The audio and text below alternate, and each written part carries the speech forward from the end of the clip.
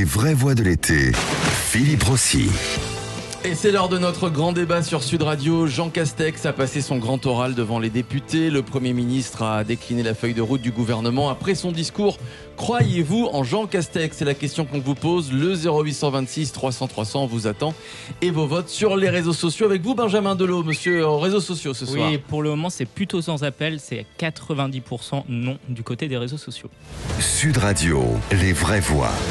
Le débat est ouvert. Et on en débat avec Fabien Di Filippo, député LR de la Moselle, secrétaire général adjoint des Républicains. Bonsoir Fabien Di Filippo. Bonsoir. Bonsoir à vous et nos vraies voix ce soir. Philippe Bilger, Philippe David, Fadila Mehal qui est avec nous, membre LREM et vice-présidente de l'Institut Robert Schuman. Alors, le discours de Jean Castex a duré 1h60. Le Premier ministre a annoncé beaucoup de mesures, on va y revenir dans quelques instants, parfois des mesures très détaillées. Et ce mot, dès le début de son discours, qu'il a beaucoup utilisé, le mot territoire. Les territoires, c'est la vie des gens. Libérer les territoires, c'est libérer les énergies. C'est faire le pari de l'intelligence collective. Nous devons, mesdames et messieurs, réarmer nos territoires. Nous devons investir dans nos territoires. Nous devons nous appuyer sur nos territoires. Fabien Di Filippo, le Premier ministre des territoires, vous a-t-il convaincu ? Alors moi j'ai eu la chance ou la malchance de subir son discours en direct dans l'hémicycle. Ça a mis beaucoup de temps à démarrer. Effectivement, parce que quand Jean Castex s'exprime, c'est assez long, c'est assez creux. Vous parlez de beaucoup de mesures, énormément restent vagues, ou alors préexistaient déjà avant son arrivée, aucune information sur le financement. Mais pour en revenir à ce que vous venez de mentionner à l'instant, à savoir le Premier ministre des territoires, je m'interroge. Parce que j'y trouve typiquement la patte d'Emmanuel Macron, ou en tout cas au moins dans le style. Et je pense que c'est un style plus largement propre à la haute fonction publique qui consiste à préempter par le vocabulaire des thèmes sur lesquels on identifie une grande faiblesse pour essayer de faire croire qu'on agit sur ces questions-là. Et force est de constater que depuis le début du quinquennat, que ce soit l'ordre, que ce soit les territoires, que ce soit le travail, eh bien, ça reste aujourd'hui des gros points d'ombre de ce quinquennat et des points d'ombre qui ont précipité toutes les crises, hormis la crise sanitaire que je mets à part, qui est une donnée exogène, mais qui ont précipité la France dans les crises qu'on a connues depuis 3 ans maintenant. Quand il parle de territoire, vous ne l'avez pas trouvé sincère, c'est ce que vous voulez dire ? Non. Et puis bon, le numéro de l'élu local, qui en fait est un haut fonctionnaire à Paris, qui passe 4 jours par mois dans sa commune. Moi, j'en suis revenu depuis assez longtemps maintenant. Tout le monde revendique ses origines, tout le monde revendique ses attaches. Mais je pense que c'est pour pouvoir parler des territoires, comme il dit, avec vous dites de l'attachement, et parfois on a senti quand Emmanuel Macron parle de la condescendance. Je pense qu'il faut le vivre au quotidien. Moi, je suis le député d'une des plus grandes circonscriptions de France. 261 communes dans le sud de la Moselle. Eh bien, je peux vous assurer que j'y vis, hormis les 2 jours par semaine où je suis à Paris. Mes enfants, ils sont scolarisés, ma femme y travaille, mes parents y vivent, et je sais ce que veut dire faire 2 heures de bus par jour pour aller à l'école pour certains de nos enfants dans les plus petits des villages. Et aujourd'hui, quand ils parlent des territoires, eh bien, comme il n'y a pas de concret derrière, on identifie ça comme quelque chose de purement gadget. Et quand il dit toutes les créations de postes de fonctionnaires iront au département, eh bien, on est sur un renforcement de l'administration, de la tutelle préfectorale qui va complètement à l'encontre de ce que vivent aujourd'hui nos communes, nos intercommunalités, nos conseils départementaux qui sont quand même entravés par un certain nombre de compétences derrière lesquelles il n'y a pas de moyens. Et c'est ça la réalité des problématiques territoriales aujourd'hui. Alors, Fadila Mehal qui est avec nous, membre LREM, qui fait partie des vraies voix. Fadila Mehal, sur le mot territoire, vous avez entendu Fabien Di Filippo qui ne l'a pas trouvé très sincère, sous-entendu un peu déconnecté aussi. Vous y croyez-vous en la sincérité et l'attachement de Jean Castex au territoire français ? J'y crois profondément. D'abord, il est maire d'une petite ville qui est Prades, et je n'ai pas, en tout cas dans son CV, il n'est pas dit qu'il le faisait par intermittence. Il a mené des carrières multiples. C'est vrai qu'il est un haut fonctionnaire, mais en même temps, je crois que c'est la capacité à pouvoir allier les deux, c'est-à-dire les pieds dans la glaise et en même temps avoir l'architecture politico-administrative.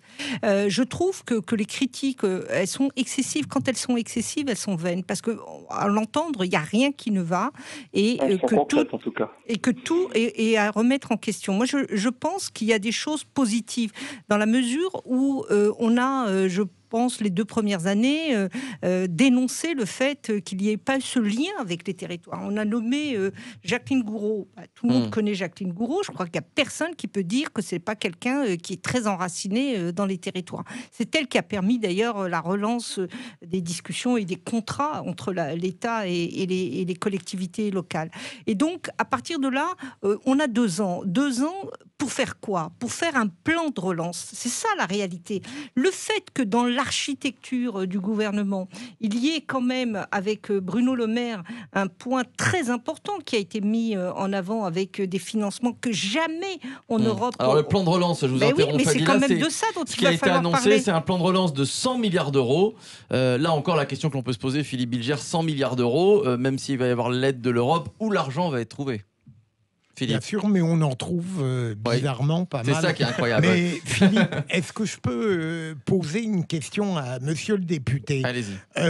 Monsieur le député, je ne discuterai pas la nature technique de votre opposition politique. Mais est-ce que vous ne trouvez pas qu'on est dans une démocratie un petit peu biaisée où jamais on ne fait un petit peu confiance au discours de l'opposant? Je suis frappé. Est-ce que vous avez fait une critique que je trouve intelligente et tout à fait tout à fait acceptable, mais je ne plaisante pas.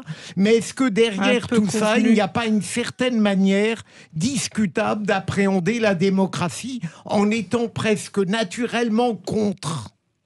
Je retrouve, systématiquement contre. Je vous remercie déjà pour votre question. Et je retrouve dans ces questionnements les interrogations qu'il y avait au début du quinquennat quand on disait mais vous êtes avec Macron ou vous êtes contre Macron. Et quand on disait nous dans notre territoire cette politique-là pose des problèmes, le CSG, la CSG, la taxe carburant, un certain nombre de choses, on nous disait mais vous êtes des Cassandres qui voulaient l'échec d'Emmanuel Macron. Ce n'est pas moi qui ai fait naître l'épisode des Gilets jaunes ou la crise des retraites ou l'impréparation dans le Covid. On fait un certain nombre de propositions. On aimerait bien qu'elles soient reprises. Et je peux vous dire qu'à chaque fois que c'est allé dans le bon sens, le groupe Les Républicains, qui s'est toujours affirmé comme une force d'opposition pour construire une alternative à Macron, a voté les textes qui allaient dans le bon sens, certains soutiens aux entreprises dans la crise. On ne s'est jamais gêné pour le faire. Mais je peux vous dire aujourd'hui qu'avec tout ce qui est, malgré mon jeune âge, mon expérience des conseils municipaux, mon expérience maintenant de 3 ans de la vie parlementaire sous Emmanuel Macron, eh bien, dans ce discours-là, j'ai vu les défauts que l'on prêtait à Édouard Philippe exacerbé par la mollesse de Jean Castex. Et aujourd'hui, la France a besoin de mesures d'ordre, de solidité pénale, de remettre un certain nombre de nos concitoyens au travail pour pouvoir dégager des marges de manœuvre, justement pour pouvoir aider nos hôpitaux, aider un certain nombre de services publics de proximité sur le terrain, redonner des marges de manœuvre au territoire pour se développer dans l'équité. Et ça, je peux vous dire, qu'hormis avec l'endettement, et on ne sait pas encore où ira l'argent de 100 milliards d'euros, et on ne sait pas qui payera, eh bien, je n'ai rien vu de tout cela. Et la critique centralisatrice qu'on faisait depuis le début de ce quinquennat, cachée derrière l'accent terroir de Jean Castex, eh bien, elle est toujours là. Elle est toujours là. Et c'est pas parce que vous mettez des Jacqueline Gourault, qui a été élue dans un département rural, on en a vu d'autres aussi défiler au gouvernement, que d'un coup, vous prêtez attention à ce que sont les difficultés des territoires. Moi, je demande que ça, qu'on avance dans le sens de ce qu'on a dit. Mais alors, il faut que sur un certain nombre de projets d'infrastructures routières, d'infrastructures concernant la fibre ou la 5G, de marge de manœuvre pour accueillir des entreprises dans les territoires ruraux, on nous redonne les marges de manœuvre qu'on avait par le passé et qui aujourd'hui n'existent plus sous l'effet des transferts de compétences, sous l'effet des compétences sociales aussi du département qui n'arrivent plus à gérer et les mineurs non accompagnés et le RSA et toutes ces choses-là. Donc, moi, je sais très bien ce qui va se passer et pourquoi M. Jean Castex a été choisi. Ce n'est certainement pas pour la sensibilité qu'il est capable de porter, simplement pour la sensibilité qu'il incarne par le CV Madame la représentante de la République En Marche n'a pas évoqué ses réalisations, elle a évoqué son CV jusqu'à présent, et donc c'est un symbole bien docile pour Emmanuel Macron, mais qui n'aura pas les moyens d'avoir des actes en cohérence avec sa parole. Et ça va continuer d'augmenter la défiance dans les mois qui viennent, et il faut les alerter là-dessus, Fabien Di Filippo, vous restez avec nous, on va poursuivre le débat dans quelques instants. Les vraies voix. Jean Castex qui a passé son grand oral devant les députés, le Premier ministre a décliné la feuille de route de son gouvernement après son discours. Croyez-vous en Jean Castex? 0826 300 300 vous attend, on va vous entendre dans un instant. Et puis Benjamin Delot, les réseaux sociaux. Et pour le moment, c'est toujours inchangé avec 90% de non.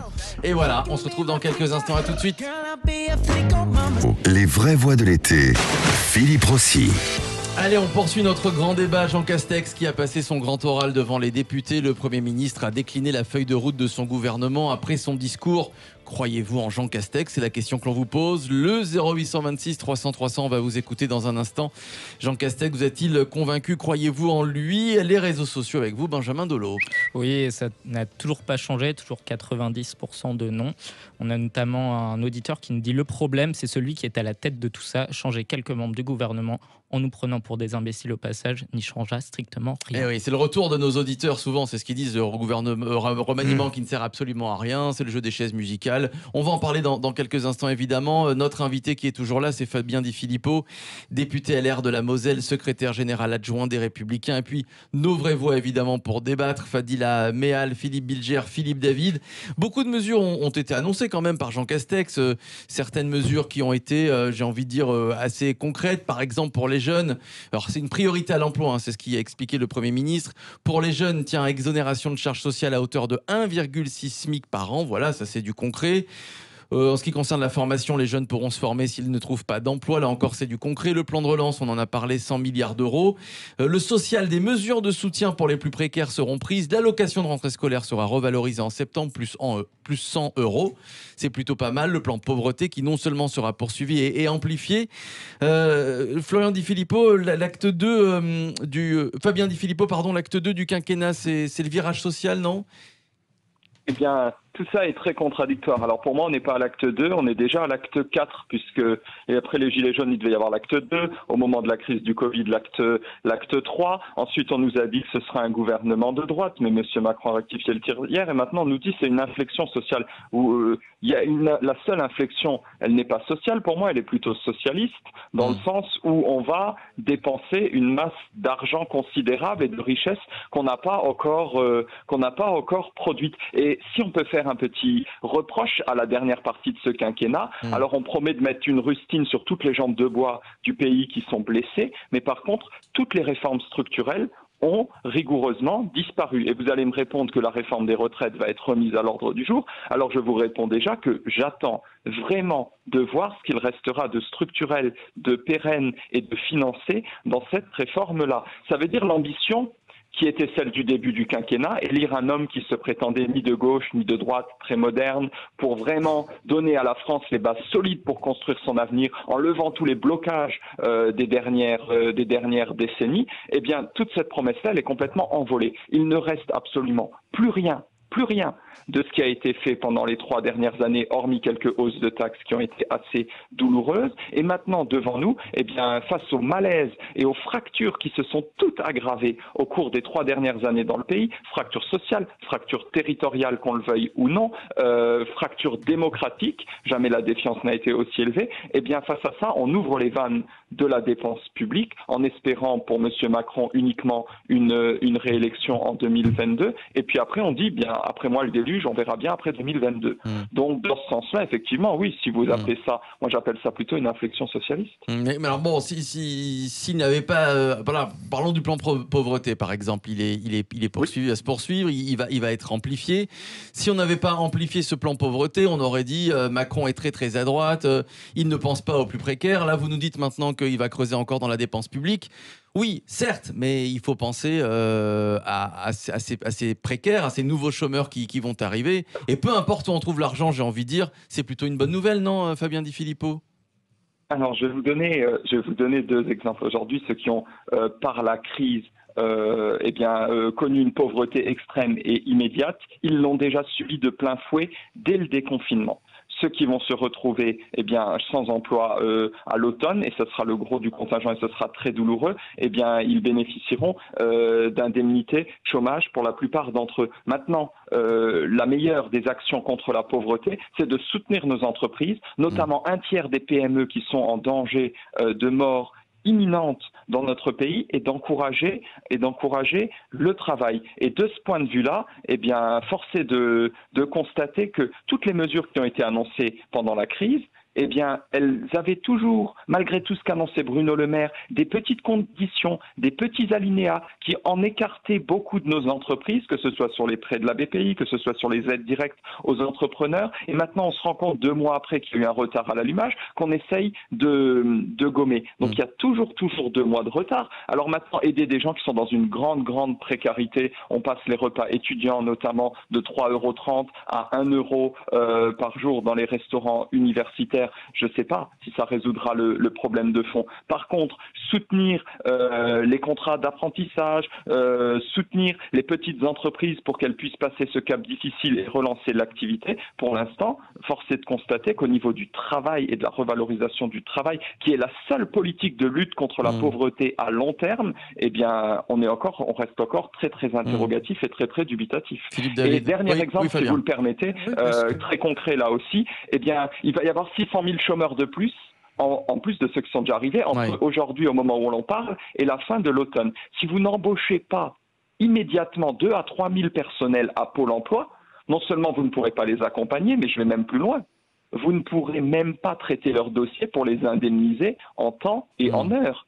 L'urgence vitale, elle est là. Et force est de constater que là aussi, ils n'ont pas conscience de ces problématiques-là concrètes du terrain. Je vais donner la parole dans un instant à Fadil Améal, mais on n'a pas entendu Philippe David justement sur le discours de Castex. Vous êtes d'accord avec Fabien Di Filippo, une autre politique pour lutter contre la pauvreté, par exemple soutenir les entreprises? Je trouve qu'il y a un vrai tournant, comme on dit, keynésien. Au départ, Macron, c'était la Startup Nation néolibérale, etc. Là, il y a quand même un tournant vraiment plus étatiste. Mais a-t-on le choix, vu la crise économique qu'on va se prendre en pleine face? Bonne question. Fadil Améal. Bon, vraiment, je ne sais pas par où commencer. Elle est atterrée, Fadil Améal. Elle a pris des petites notes. Allez-y, commencer par le début. Rien ne va. Rien ne va. Tout est catastrophique. Finalement, en 3 ans, nous avons finalement mis en panne ce pays après 50 ans d'immobilisme, où vous avez, d'une certaine façon, été coproducteur de ce qui arrive aujourd'hui. Votre gouvernement, vos gouvernements successifs. Non, ce que je voulais dire, tout simplement, c'est que...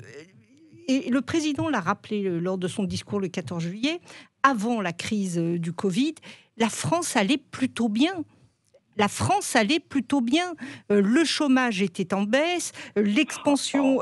mais oui, mais c'est la réalité, les chiffres le montrent. Vous lisez tous les grands instituts, ils vous le disaient.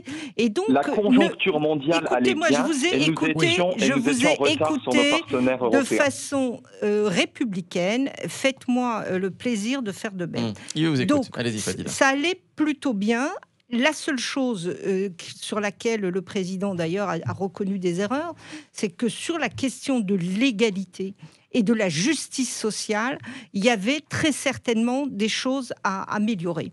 Donc, si quelqu'un a fait beaucoup pour l'économie, pour les PME, c'est quand même Bruno Le Maire et Emmanuel Macron. D'ailleurs, ça a été le reproche qui lui a été fait du néolibéralisme. Libérer les énergies, ça a été tout le plan d'action qui a été mené. Donc, après, on peut en effet dire, et ça a été le sujet de la France périphérique avec les Gilets jaunes, que la question de la redistribution n'était peut-être pas à la hauteur qu'il aurait été souhaitable. Je veux bien en convenir. Mais aujourd'hui, le fait est que tout a été balayé. Tout a été pulvérisé, puisque nous sommes dans une situation où il faut, en tout cas, retrouver du lien social. Alors, vous ne pouvez pas dire que nous sommes dans une démarche de débauche de dépenses et en même temps dire qu'il faut embaucher plus pour accompagner les jeunes. C'est une contradiction majeure, même si je ne conteste pas l'idée qu'il faut du personnel pour accompagner ces jeunes. Donc, ce que je veux dire, tout simplement, c'est qu'aujourd'hui, nous avons comment dirais-je, des missions, en tout cas des ambitions à la mesure de ce qui est possible de faire. Et ce qui est possible de faire, je crois, le plus important. Moi, vous savez, j'ai été présidente de la commission culture de Paris, patrimoine, mémoire, et je peux vous dire que la question des intermittents du spectacle était quelque chose de lancinant, pas simplement de façon humaine, de façon aussi identitaire, parce que c'est la culture parisienne, mais aussi parce que ça a un socle économique. Et qu'aujourd'hui, que ce gouvernement a permis qu'il y ait une année blanche pour les intermittents, vous ne pouvez pas balayer d'un trait. Comme il a donné des assurances pour le chômage technique, je pense que c'est le système le plus favorable en Europe aujourd'hui pour beaucoup qui sont dans cette situation. Donc, je ne suis pas d'accord quand vous, finalement, vous remettez tout en cause. Je veux bien admettre des améliorations et il y a des marges de progrès, mais votre systématisme est quand même quelque chose de très partisan. Bon. Fabien Di Filippo, une petite réponse à Fadila Meal et puis après je donnerai la parole à Philippe Bilger pour avancer un peu dans le débat et la suite des mesures. Il y a eu beaucoup de mesures, hein, je le rappelle. Fabien Di Filippo, vous êtes systématiquement dans l'opposition, tout va mal, tout est acheté, c'est ce que vous reproche Fadila. Je renvoie madame vers mes votes et elle verra qu'on sait faire preuve de discernement. Mais aujourd'hui, c'est l'heure des choix, ce n'est plus l'heure des discours. Et moi, je ne base pas mon discours sur une critique systématique des personnes, mais sur des faits concret. Donc, je le redis, je ne reproche pas à M. Macron d'être trop de droite, trop de gauche, libéral ou redistributif, comme vous l'avez dit. Je ne lui reproche pas d'être de droite ou de gauche, je lui reproche d'être mauvais. Et quand vous dites on a fait des choses pour les intermittents du spectacle, très bien. Pourquoi on n'a pas été sur l'année blanche capable de faire la même chose pour les agriculteurs, pour les restaurateurs, pour des gens qui, dès le mois de mars et le mois d'avril, étaient dans des situations extrêmement difficiles. On les a alertés, on a fait des SMS, des courriers, des interventions à l'Assemblée nationale pour tout ça. Mais commencez par dire que c'est bien qu'il y ait eu quelque chose pour les intermittents. Commencez par dire ce qui est positif et élargissez vos propos en les contredisant. Des intermittents du spectacle cet après-midi, j'aurais pu vous dire fort bien qu'il y a eu un filet de sécurité très rassurant pour les intermittents du spectacle. Bravo. Mais aujourd'hui, vous vous rendez bien compte qu'on est loin, une fois qu'on a dit ça, de la gravité des enjeux macroéconomiques qui se posent pour notre pays. Et avant d'être de gauche ou de droite, on a des gens qui sont hauts fonctionnaires et qui aujourd'hui sont coupés d'une certaine réalité et surtout qui n'ont pas de vision de long terme au-delà de la crise. Moi, ce que j'essaye de porter comme discours aujourd'hui, c'est de vous dire que nous, les Républicains, on essaye de porter une alternative qui ne soit ni Emmanuel Macron ni Marine Le Pen, qui assume des valeurs on l'avait bien compris. Sur le retour de l'ordre républicain, sur la revalorisation du travail, sur l'équité territoriale et sur une écologie qui ne soit pas celle dont on entend parler depuis les municipales, mais qui est celle que nos communes ont déjà sur beaucoup d'aspects, qui ont déjà rencontré en la matière des succès sur beaucoup d'aspects. Et si les métropoles faisaient ce qu'on est capable de faire aujourd'hui dans nos petites communes, eh bien, je peux vous dire que le bilan carbone de la France serait bien meilleur que ce qu'il n'est actuellement. Alors, donc, voilà où on en est aujourd'hui. Alors Philippe Bilger, j'aimerais qu'on avance un petit peu, il y a énormément de choses qui ont été annoncées. Alors on peut vous parler du régalien hier, vous parlez souvent du régalien Philippe Bilger, Jean Castex qui a promis aujourd'hui, je cite, une réponse ferme aux minorités ultra-violentes et à la délinquance du quotidien. On en parlait de cette délinquance il y a quelques minutes avec Lionel Maillet et encore un chauffeur de bus agressé, c'était à Martigues. Il aimerait créer, Jean Castex, et il promet aussi la création dans les territoires de juges de proximité. Philippe Bilger, est-ce qu'on peut imaginer des juges de proximité comme il y a des policiers Oui, mais je vois pas à quoi ça correspond. Il faudrait qu'on ait tout de même quelques détails là-dessus. L'idée de créer des juges de proximité... Pour que ça aille plus vite, peut-être. Oui, mais il faudrait...